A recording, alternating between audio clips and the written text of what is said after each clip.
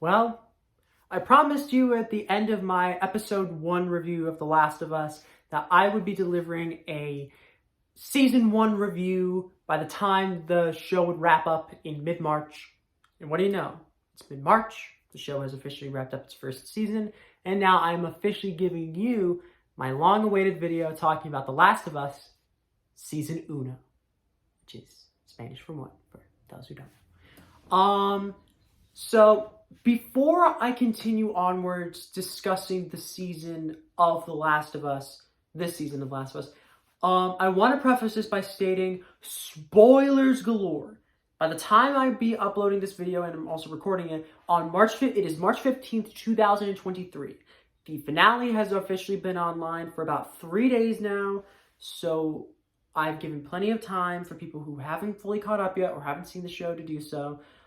If you still, for some reason, have not seen the show, I highly recommend you do so. It's real good, in case you're wondering. Also play the games as well, because they're also phenomenal stuff. Just know, if you continue onward beyond this point, there will be spoilers. Got it? Alright, great. So, I believe the fact that the season 1 of The Last of Us probably is one of the best, if not the best, video game adaptation of all time. Am I speaking with a little bit of bias because The Last of Us is my favorite video game of all time?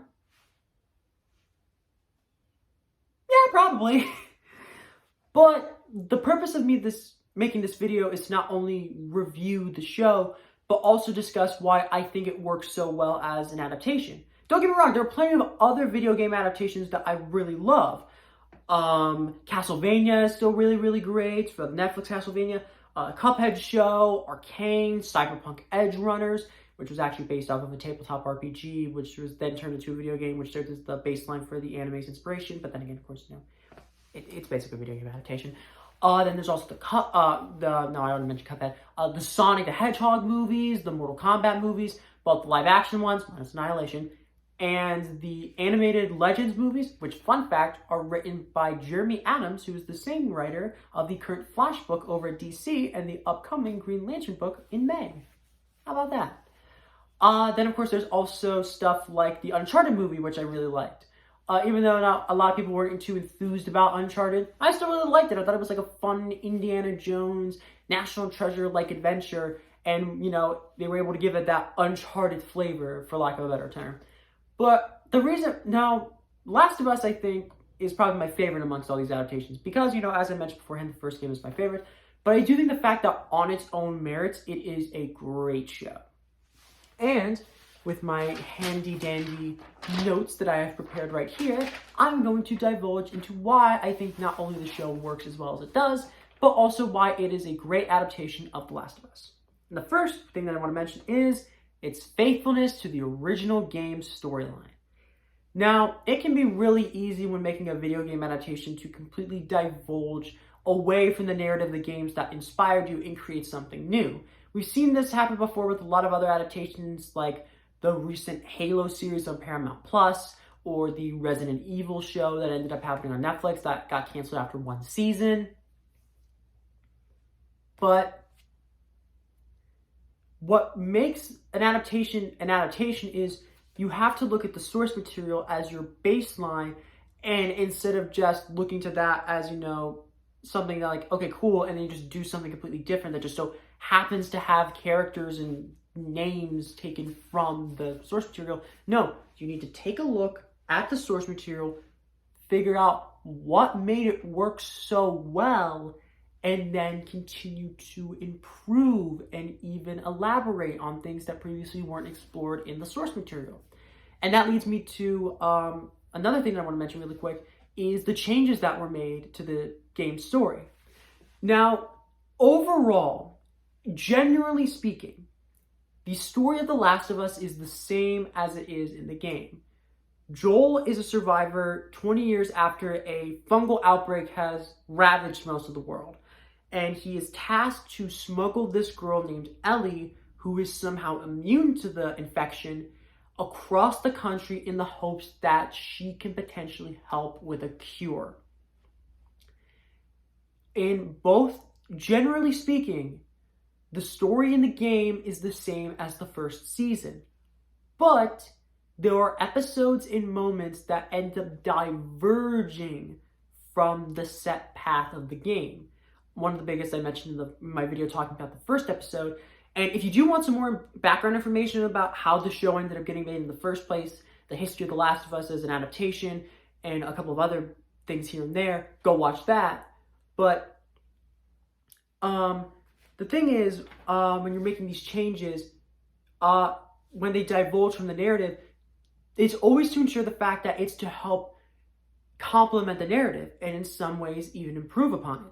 And the biggest example of this is the change involving Bill and Frank. Bill in the original game you encounter after Tess sacrificed herself to save Joel and Ellie. In the game it was after some Fedra soldiers came by the Capitol House and tried to, gun Joel, Ellie, and Tess down, but Tess sacrifices herself. Whereas in the show, it is to stop a horde of infected from getting to them, and I'll get to the infected in a bit. But afterwards, Joel ends up taking Ellie with him to Bill's town in order to potentially get supplies, in order to, get a car and other things like that.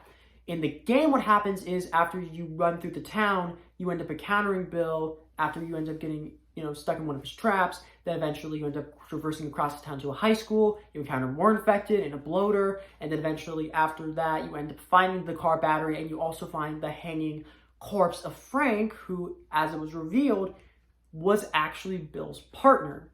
And not like in like a business partner kind of way, like a romantic partner kind of way.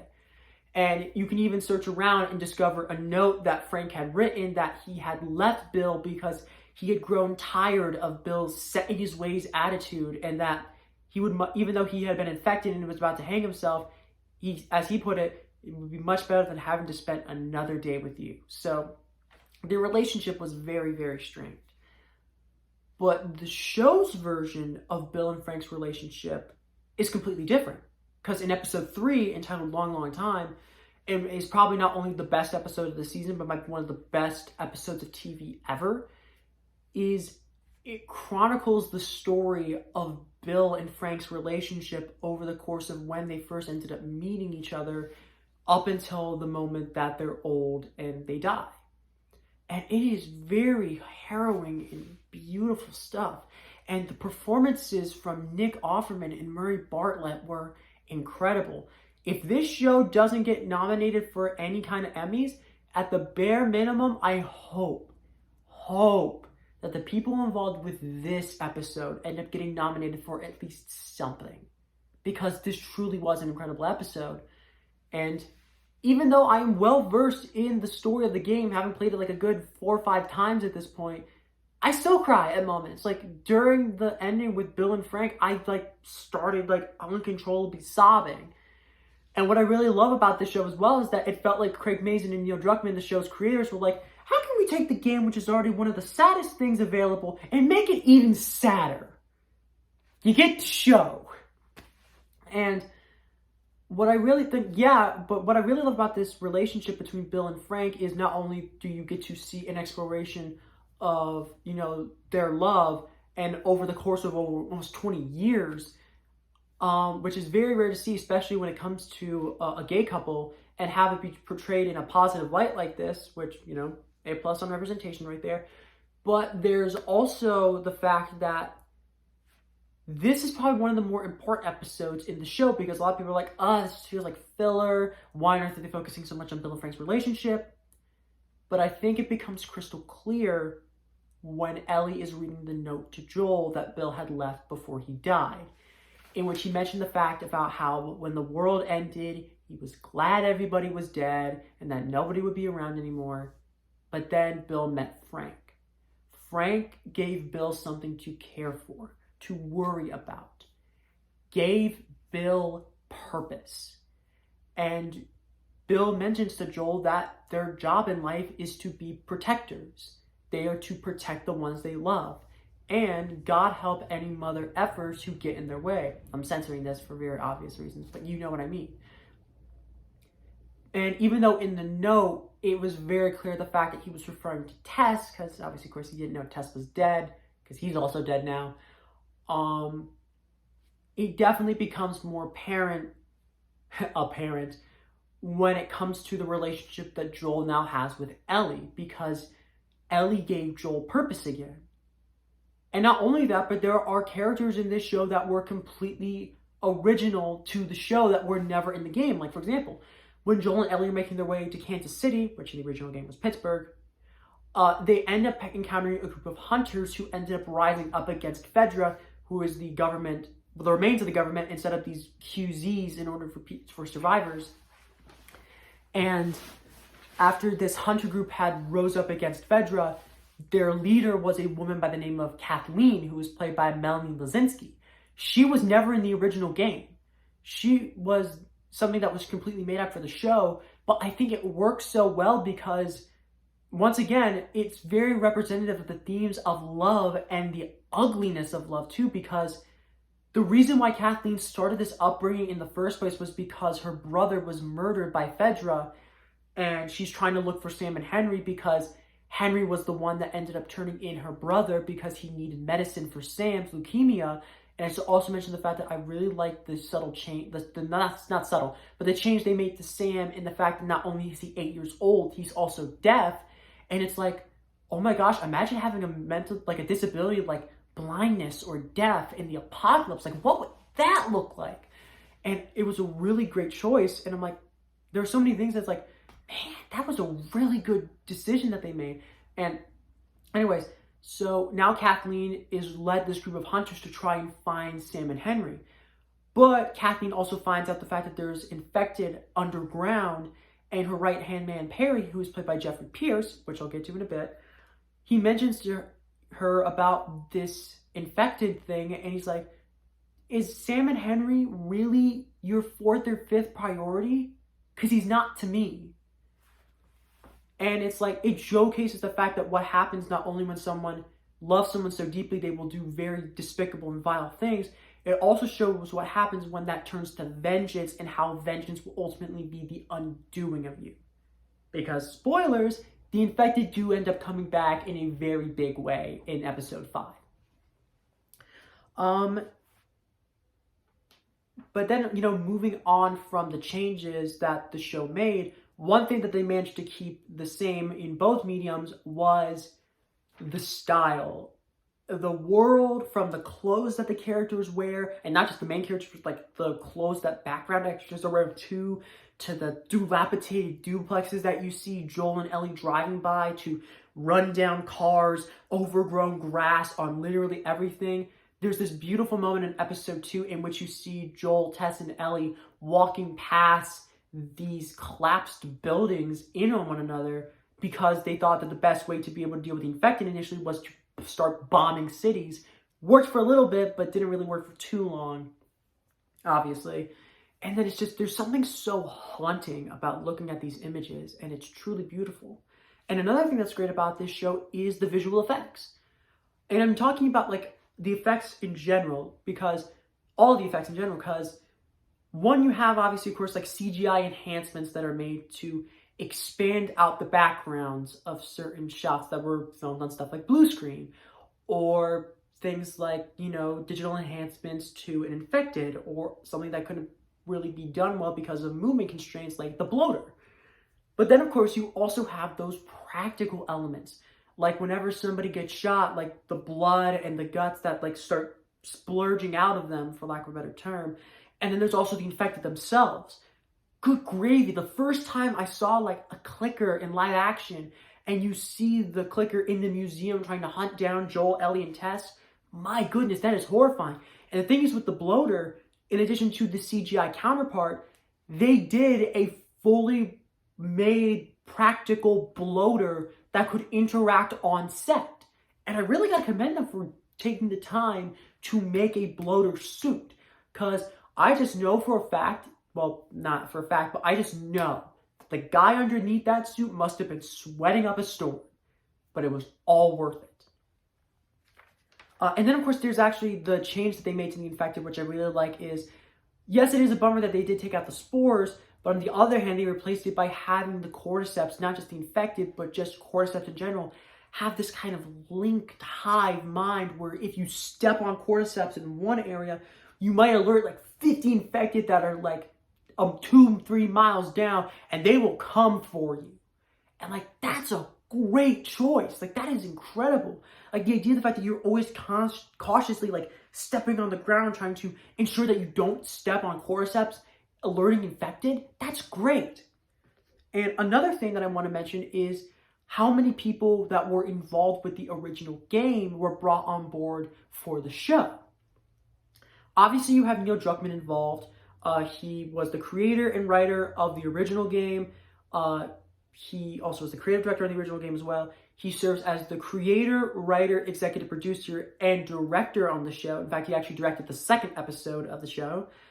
Then you also have Gustavo Santaolalla, who was the composer of the original games, coming on board to serve as the composer for the show alongside David Fleming.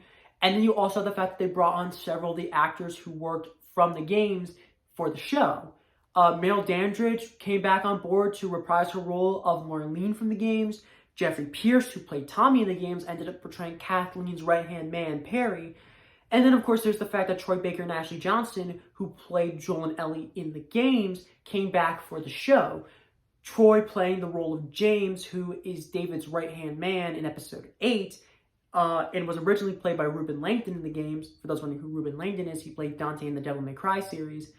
And there's also Ashley Johnson in one of the most ingenious casting choices I could possibly thought of, as she plays Ellie's mother, Anna. So having Ashley, the original actor who played Ellie, play the mother of that character for the show, ingenious. Absolutely incredible. And speaking of incredible, the performances from everybody were top tier quality performances. My goodness, Pedro Pascal and Bella Ramsey are incredible as Joel and Ellie. Pedro, I mentioned in the previous video about how he's able to showcase both the fact that Joel has these warm fatherly aspects to him, but he's also able to showcase the cruelty and the violence that he's able to inflict on others. And another thing that I really do like about the show is that they do tone down a little bit of the violence compared to the games, but that's only because they wanted to make sure the fact that when a really violent moment happens, it sticks out. And then Bella Ramsey as well, good gravy, she is like a revelation in this series, because I'm going to be real with you, when it was announced that Bella Ramsey was playing Ellie, I initially didn't know who she was. I looked it up a little bit later on. It turns out she was in Game of Thrones. She also was the voice of Hilda in the Hilda animated series on Netflix. And I'm like, oh, so she has been in things, I just haven't watched them. Well, that makes sense. But seeing her as Ellie was incredible, because she does such a good job of being able to play this kid who has this quick wit to her, and she also has this sense of humor that comes from stuff like pun books, and she's also swearing up a storm. And she's also able to balance that with the violent and more cruel tendencies of Ellie as well. Like, there's a moment in which you see when Joel and Ellie are in a convenience store, and Ellie finds an infected Crusher and a Rebel, and she like takes out her knife, and she doesn't instantly kill it. She like almost starts playing with it like a predator with their prey, and she like engraves, like she cuts a line across one of the infected's forehead before eventually just stabbing it. And it's like, oh wow. And then there's the scene in episode 8 when she's fighting off David in the burning restaurant, and she grabs the meat cleaver and she starts hacking apart David's face. And you can see the fact that while she's having to desperately kill this man, you can see this wave of this combination of emotions like sadness, anger, survival, just so much in just that one moment. It's like, man, Bella Ramsey is so good. And then obviously, of course, there's the episode in Left Behind in which we see Ellie's backstory, like her and Riley's relationship, them out in the mall, you know, how Ellie first got infected is in the first place. Obviously, of course, you know, it's great. And another really great showcase of their performances is in episode 6, Kid, which is the episode where Joel and Ellie make their way to Wyoming in Jackson, and they meet up with Tommy in his settlement that he's established with Maria, who I believe is played by Rutina Wesley, I think is her name. And there are 2 moments in there that showcase how incredible they are as actors. First is the almost monologue that Pedro gives as Joel when he's instructing to Tommy why he needs to take Ellie, because he's slowing down in his old age and he fears that he won't be able to protect Ellie. And he constantly has these nightmares where he can't remember what happened in them, but he wakes up with this sense of loss every time.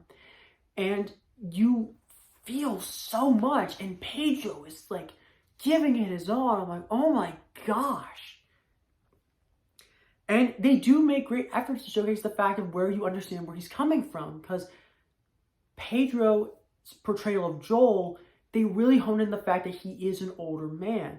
Like, whenever he stands up, his knees ache. And there's also the fact that he's deaf in one of his ears, specifically the ear that most likely ended up getting, shot at when he lost Sarah, or another incident that I'll get to in a bit.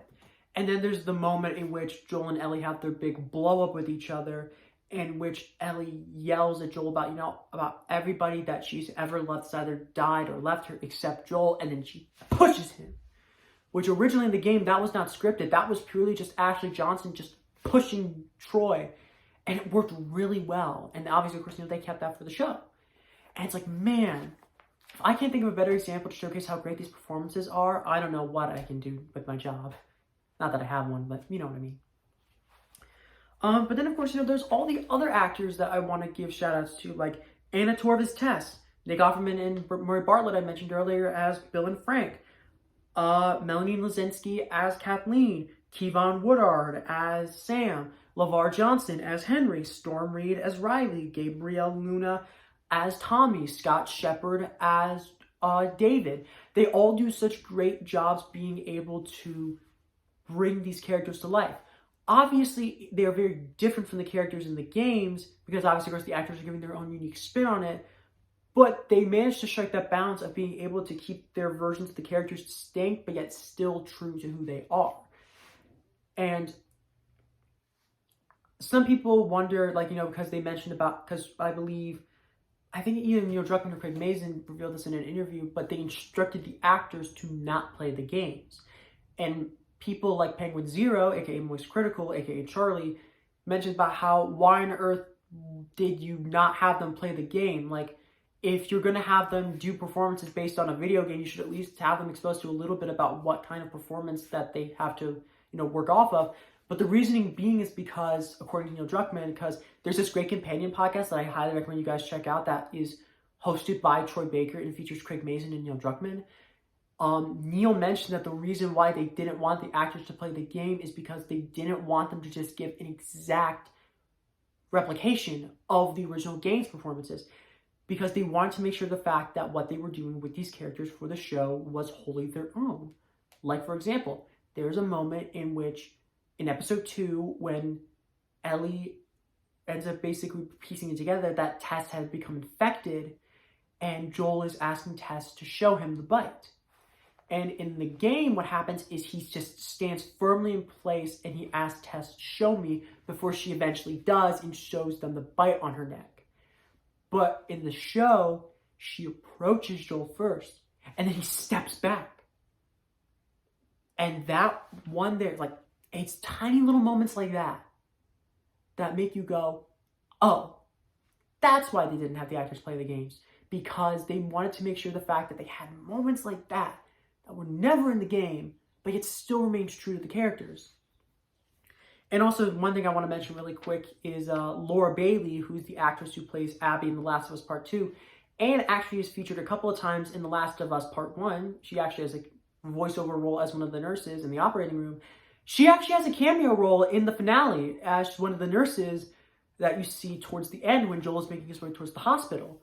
And as I was watching the episode, I'm like, and I look and I see the nurse, and I'm like, wait, is that Laura Bailey? And by the time it got to the credits and it said, also starring Laura Bailey as nurse. And I'm like, I was right, it was Laura Bailey.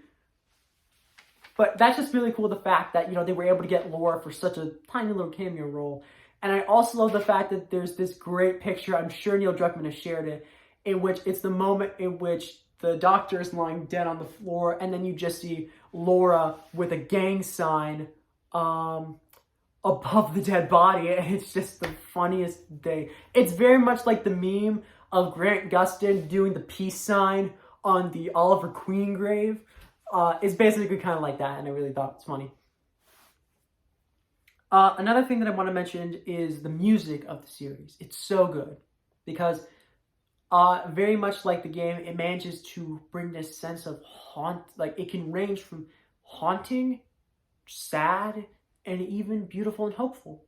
But the score never undermines the scene. It never bashes you over the head with the music saying, this is this kind of emotional scene. Feel this emotion with the music. The music is telling you what to feel.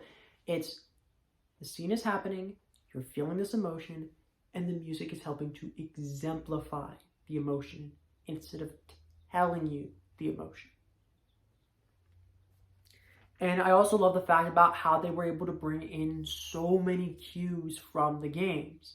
Because, well, obviously, of course, when you're adapting a video game to other medium like television or film, it's important that the music is kept over as well, because the music is one of the most vital pieces of a video game. And so bringing over those themes and music cues from the original game is vital, because it's those cues that, like, when people like listen to a stray bit from the soundtrack, they're like, they immediately remember the scene that music was playing over.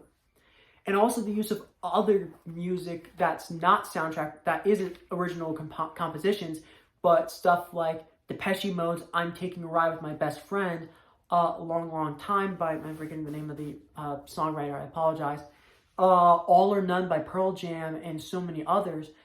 There aren't that many, like, needle drops, I think is the term, but the ones that do appear, they do help to fit the scene really well, especially, like, when they come back. Like, Depeche Mode ends up having a song played towards the end of episode 1 called When Never Let Me Down Again. That plays at the end of episode 6 after Joel has been impaled and he's bleeding out and he falls off the horse, and Ellie is struggling. It's like, I don't know what to do. Just tell me what to do. I can't survive on my own. And then you hear this haunting cover done by Jessica Mazin, which is actually Craig Mazin's daughter doing the cover. Yeah. It's pretty crazy. Now, despite me singing the praises of this show for almost 30 minutes now, I do have to admit I did have some problems with it, and ones that I think are very important to note. One is I really wish the fact that we could have gotten to see more infected, because we only really see a ton of infected in a very few select episodes. The opening episode, the second episode, and the 5th episode. We get maybe 1 or 2 infected in the other episodes, but really they're almost kind of sidelined. But I can totally get why they didn't feature the infected all that much, was because 1, they were having to work in the constraints of the budget that was given to them by HBO, and 2, they were still trying to figure out how to properly bring to life the infected.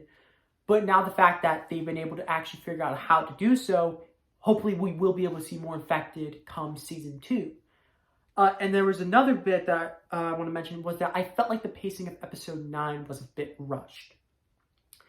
Not that it's bad, far from it. It's still a great conclusion to the series, but it almost feels like a little bit of a speed run of the finale. Like, okay, Ellie's acting distant from Joel, and it's meant to mirror, after the incident with David, it's meant to mirror the opening in which Joel is distant from Ellie, and she's trying to get him to open up, and now he's trying to get her to open up. Then there's the moment with the giraffes, then there's the Firefly ambush, then there's the reveal of the fact that in order to produce the vaccine, Ellie's going to have to die. There's Joel's rampage through the hospital, and he basically like mows down the Fireflies like the Terminator. Eventually he ends up killing the main surgeon who was operating on Ellie, gets her out of there, ends up getting confronted by Marlene in the parking garage, kills Marlene, loads Ellie up in the car, tells her a lie about, what ended up happening, about how there were other people who were immune and haven't done them a good thing either, and that the hospital was attacked by raiders. And then, they make it to Jackson, which was Tommy's settlement. And then you see Ellie open up about her survivor's guilt. Joel tried to reassure her that she needs to keep finding something to fight for. And then, of course, Ellie asks Joel to swear that the story he told about the Fireflies was true. Joel swears. Ellie says, okay. End show. It's like, obviously, of course, it's a lot bigger than that because they told it over the course of 43 minutes. But that's like the shortest episode compared to the rest of the season. The first episode had like a 85-minute opening, but that was only because of the fact that it was technically the first 2 episodes, as I mentioned in my episode 1 review. And episode 3 was like 75 minutes long. So, I mean, I really wish the fact that they could have expanded it out a little bit, so that way they could be able to further drive home Joel's decision. And then one other, but this is more of a nitpick, and that there are some select moments and scenes from the games that I really wish could have made it into the show. One thing was that I really wish the fact that when Joel was talking with Ellie in the room in Jackson, he could have said the mighty thin ice line. I really missed that. I also missed the fact that, sorry, I'm rambling.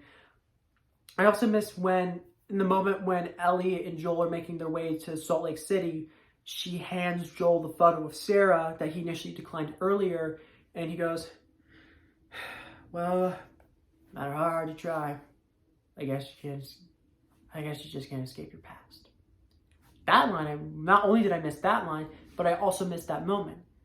And I understand the reasoning as to why they didn't go through with that, because they established like, oh, Tommy ended up going back to their home back in Texas in order to find some of their old stuff, and he ended up finding the photo. And then for the show, they felt like it was a bit unrealistic, so they changed it to when Joel and Ellie were having the heart-to-heart, Joel was talking about how shortly after Sarah died, he tried to commit suicide, but he missed, and then that's how he got the scar on his head. And she's like, I guess time heals all wounds. And he goes, it wasn't time that did it. And he just looks at her. And it's like, it's still a great moment, but I just really personally missed that moment with the photo. And especially that you can't escape your past line. And considering what's going to be happening in the next season or seasons, because Mazin and Druckmann have revealed the fact that in order to properly cover the story of part 2, it is going to require more than 1 season, but as long as it's good, then I don't care. But the you can't escape your past line, that is very important for what's happening next. And now I'm going to close this out by discussing my thoughts on Joel's decision that he made towards the end of the season, in the finale, and also just my general thoughts overall on the show. Joel ends up making the decision towards the end in which he decides that he doesn't want Ellie to die. Sure, he may cost the rest of the world, but to him, Ellie is his world. Joel was never the kind of man that seemed like he was out to save the world. He was out to save his world. And for him, his world is this young 14-year-old girl. And this is also why I highly recommend checking out the HBO podcast that accompanied the show. Was Neil Druckmann revealed that when they play tested the original game back when it was in early developments, back in later development stages for the PlayStation 3, he mentioned about how when they had it played with people who weren't parents, it was split 50-50 right down the middle, in which some agreed with Joel's decision and would think I would do the same in his shoes. Others were like, no, why on earth would Joel do something like that? He would just doom the world. But when they had people who were parents play the game, 100% of all the playtesters who were parents said, I would do exactly as he would, because I would do anything that was necessary in order to be able to protect my child. And that very much speaks to one of the big overarching themes of The Last of Us, and that is the theme of love. And how love, even though that there is a beauty and hopefulness and joy in love, there's also an ugly side to love, a darkness to love, and a love that will make you do violent, horrific acts in order to protect those that you love. And Joel's decision at the end very much exemplifies that. And it's that ending with Joel that I believe helps to further cement why The Last of Us is so incredible. And the fact that in 2023, almost 10 years after the original game released on the PlayStation 3, we're still having conversations about the ending of whether or not Joel did the right thing or not. And that really shows the quality of not only The Last of Us, but also its story and its messages, because The fact that we are still having these talks about a 10-year-old game is incredible. And then meanwhile, like a game will come out like this past week or whatever, and then we'll talk about it for a little bit, and then they'll just immediately move on to the next thing. But this just goes to show the staying power that The Last of Us had. And it's incredible. Like, this show is incredible. Cast was incredible. The way they were able to remain faithful to the source, but also taking liberties where they needed to, also incredible. Just the effects were incredible. Everything was just incredible about the show. I love this show. So good. If you have not seen this show, which I don't know why unless you watched a 35-minute video of just me rambling about the show before watching it, please watch the show and play the games and read the American Dreams comic that serves as a prequel to the game, because it's also really good too. But yeah, this show was great. 2 big thumbs up from me. I'm hyped for season 2. And with that, I've officially concluded my review. I hope you guys enjoyed. Make sure to leave a like, share, comment, and as always, when you're lost in the darkness, look for the light. See you then.